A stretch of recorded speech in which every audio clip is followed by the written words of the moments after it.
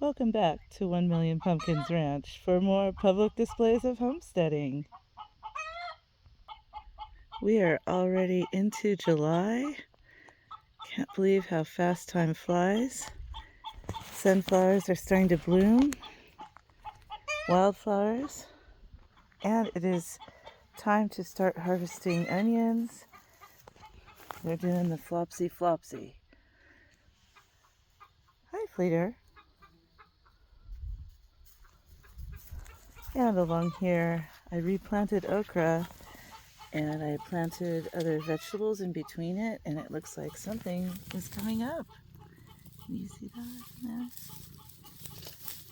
there?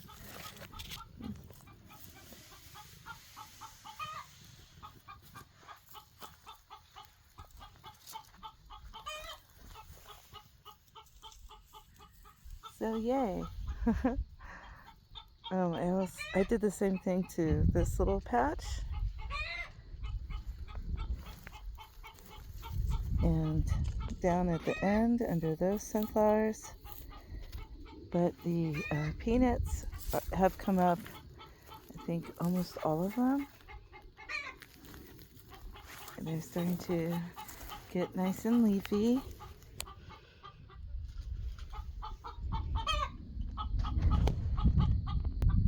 And there's another okra and vegetable wall here. I think I might have started planting the beans, little wax bush beans along there with them.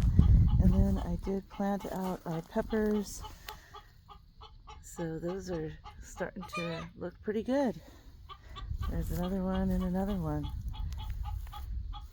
Artichoke. This bell pepper is setting some pretty good looking bell peppers on it. Hi, Hooey.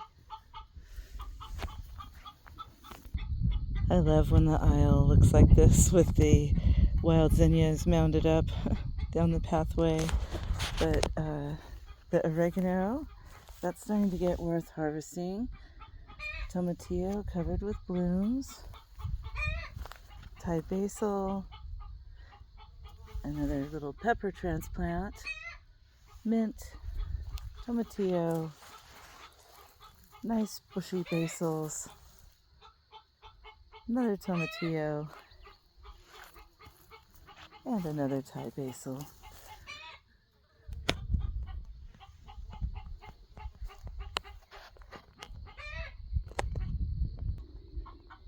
Pepper plants, wildflowers, and some thyme. The wild morning glories are just so pretty, pink or white.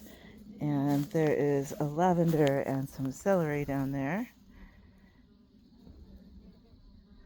Alfalfa in bloom, bringing in the pollinators.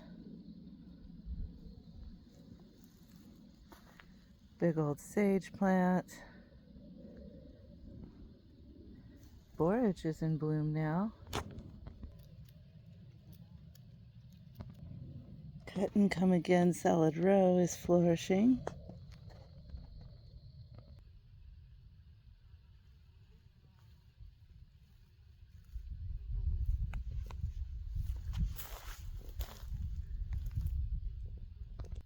More itty bitty pepper transplants. Those ones are starting to grow a little bit faster. So lots of flopsed onions.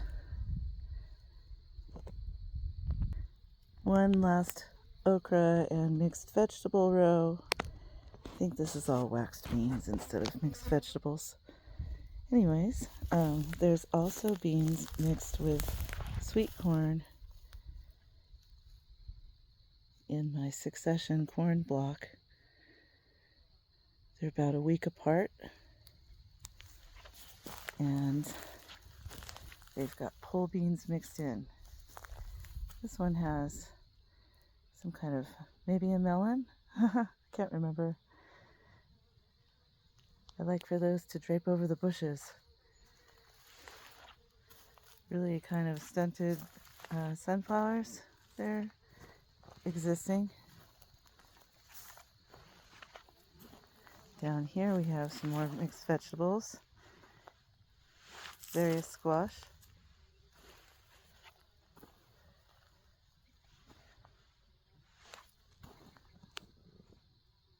Same thing on this row. Looking good. Some beets.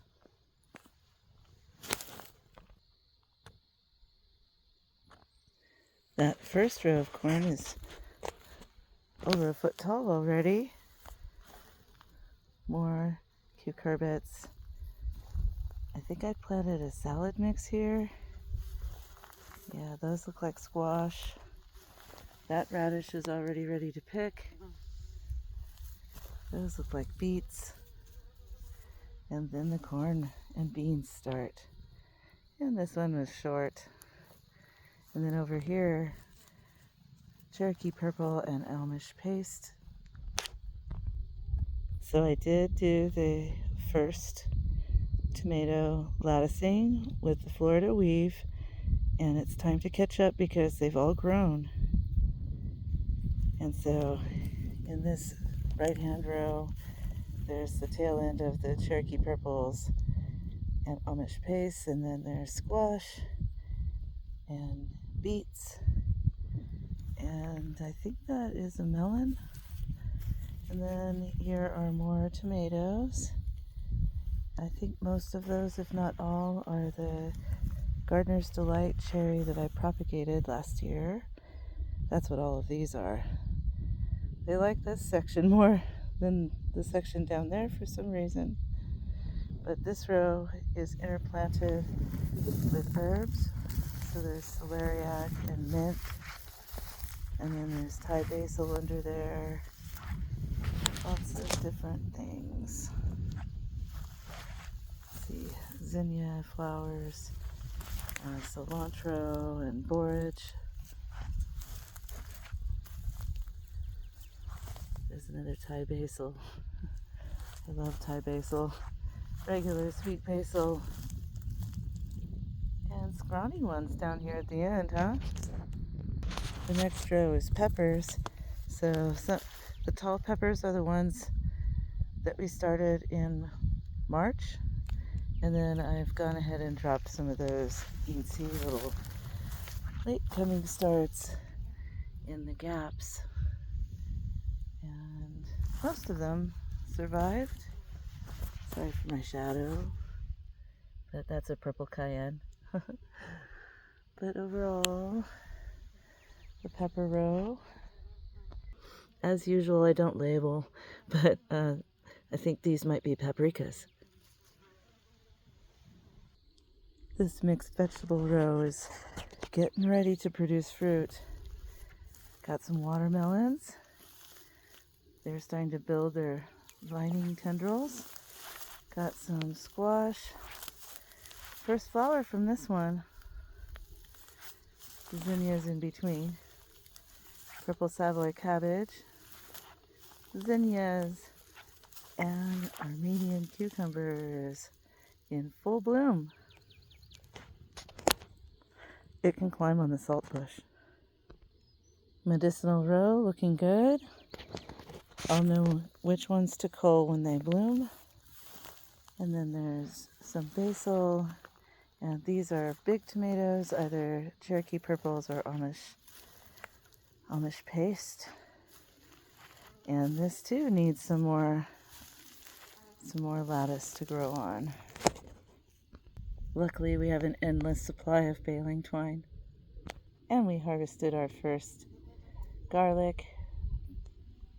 Time to pull out all the dry ones, which seems like that is a variety right there. And then that comes to the greener ones is another variety. And then these end ones are a third variety. And then there's mixed vegetables.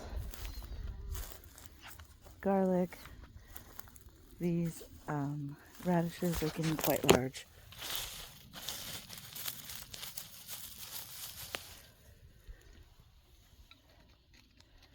These were the tiny onion starts. They look pretty good now. They don't need to be pulled yet. More spinach and more garlic. The cilantro paired with the wildflower zinnia and the globe mallow is very charming in my opinion. I like a messy garden. And we've got beets, a pepper transplant, flat leaf parsley, Savoy cabbage, more radishes that need to be pulled. These, like I said, are quite large.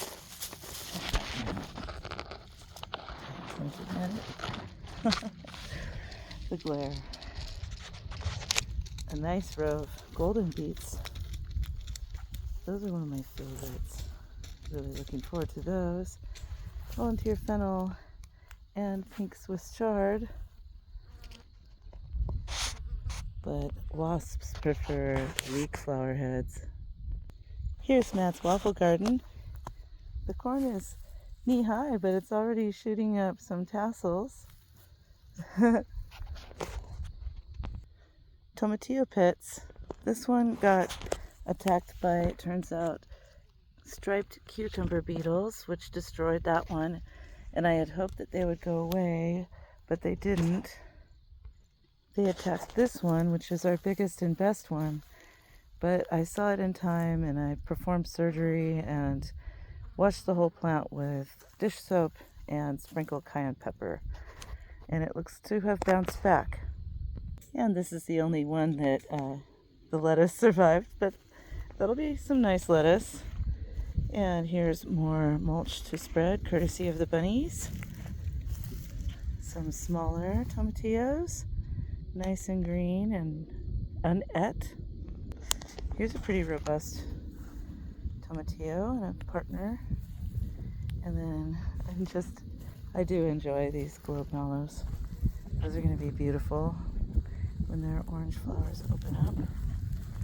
Over here, Thai basil is underneath them. And a tomatillo, Thai basil, oregano, and there's a cushaw squash under there, if you can believe me, under this rampant mallow. Hi, Fleeter. Yeah, it's a good kitty. Won't it be wonderful when this elm tree is tall enough to provide shade?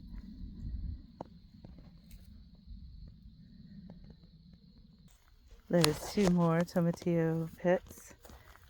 Doing good. Marigolds underneath. Oh, here's a mallow now. A little pollinating mini bumble. How sweet. And the last tomatillo pit, looking nice and good.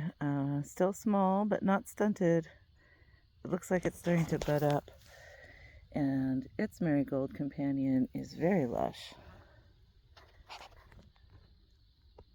More mulch, and notice all the flopsing onions.